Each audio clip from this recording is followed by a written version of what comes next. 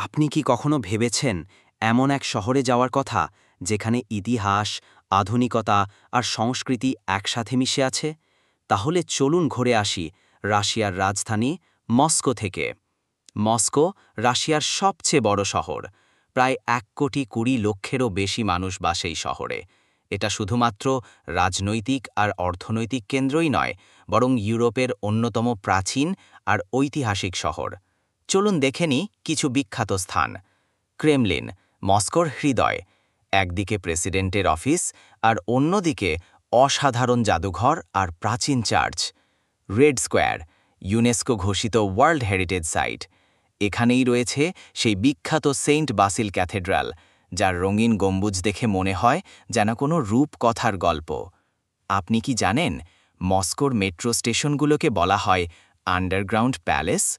প্রতিটা স্টেশন যেন একটা করে আর্ট গ্যালারি। শুধু দর্শনীয় স্থানই নয়, মস্কো সংস্কৃতির জন্য বিখ্যাত। বলশয় থিয়েটারে বসে উপভোগ করতে পারেন বিশ্বখ্যাত ব্যালে বা অপেরা শো। আর শীত? হ্যাঁ, মস্কোর শীত বেশ কড়া। তাপমাত্রা নামে প্রায় -20°তেও। তবুও বরফে ঢাকা শহরটাকে দেখলে মনে হবে যেন এক পরীর রাজ্য। খাবার-দাবার? অবশ্যই পেলমেনি, বোর্শ স্যুপ আর ব্লিনি ট্রাই করতে ভুলবেন না।